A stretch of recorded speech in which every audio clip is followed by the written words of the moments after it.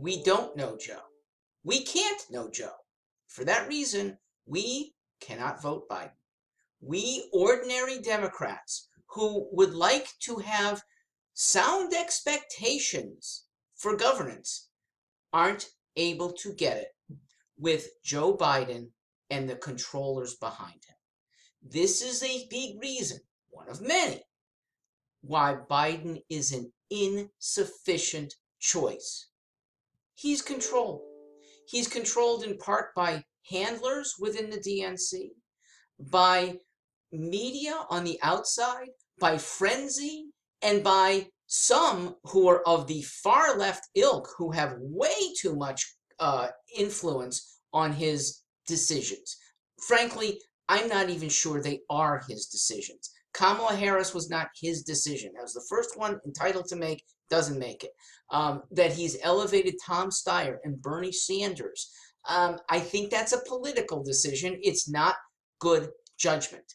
And you could expect that to continue because the finger to the wind leadership of the Democrat Party, the modern Democrat Party, I'm still a Democrat, been a Democrat longer than Bernie Sanders, but the leadership is a finger to the wind group.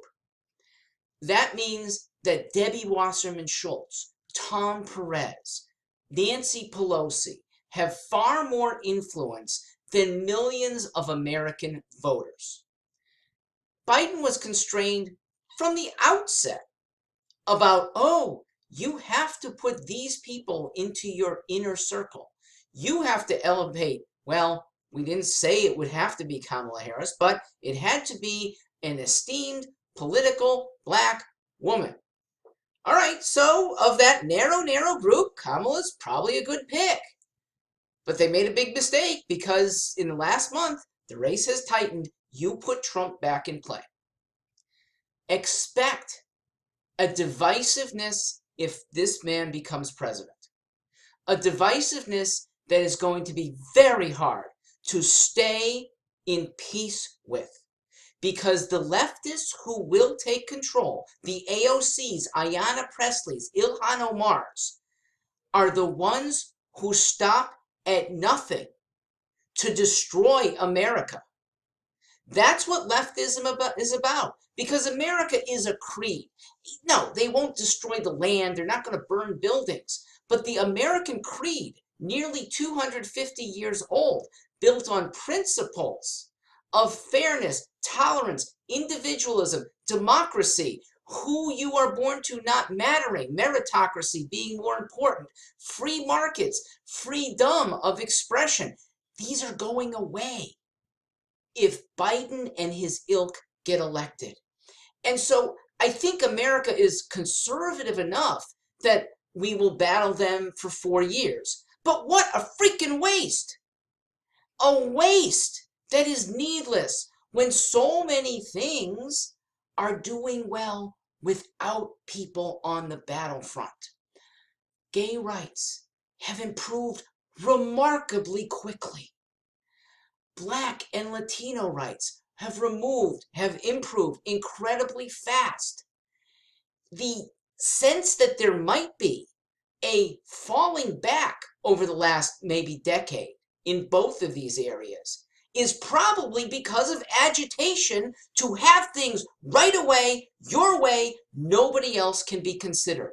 And even worse than the agitation is the calumny, the people who make a point by calling the opponents racist or homophobes when they're not true, but they're searing charges that are evil to be making against good people. And almost all Americans want improvement, and by that definition, I think almost all Americans are good people. Electing Biden is elevating people who think most of the world is bad, greedy, evil, repulsive to others that are not like them. This is not true. There may still be a few crackers left in the Northeast. Yes, we know there's even more still left in the South, but it's a slim minority. And the rest of us come to your defense when somebody in that slim minority does bad. Nobody in my state wants to see Dylan Roof go free. Most of us would like to see him dead. We sympathize, and we don't need an overriding militaristic faction running things from the White House. Put it this way, they won't be able to.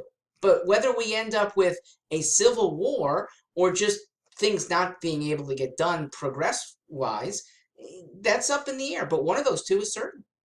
One of those two is certain because of the people that Biden is about to bring in. They're skewed. Ask one question of Bernie, AOC, Tom Steyer. Ask, do you believe that there are two sexes? Only two sexes. Okay? Now, a ludicrous question if asked 30 years ago, but too many people have gone to graduate school, and now some of our leaders believe there's 3 or 13 or maybe even 23 sexes. And when they fail to answer that there are 2 and only 2 sexes, you know either that these so-called leaders are skewed in reality or they're lying on behalf of a constituency, a very small constituency that is radical in what they would like to do. At the local level, you could ask a related question of your would-be leaders. Do you believe that a small group of emotionally challenged boys should be able to dictate and compete against girls and win medals from them? If they say yes, their fairness is skewed.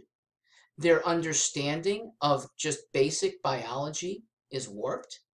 And their results to girls are horrible. And it's not just a couple girls that might be displaced from athletic awards from their testosterone-laced competitors.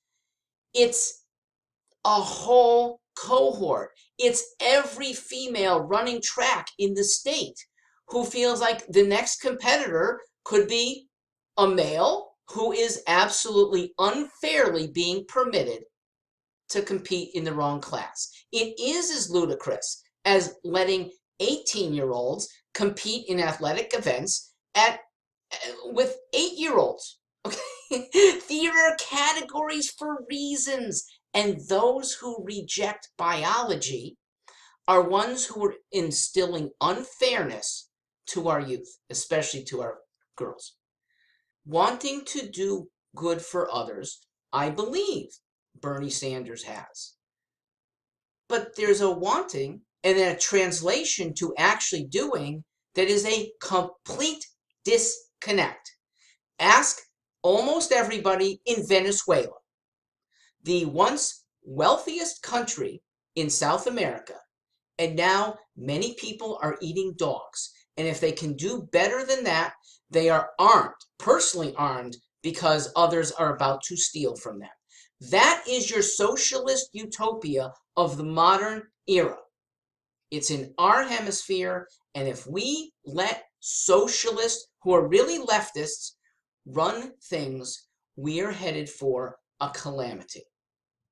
Thank you for listening. I'll have more on who I would vote for next.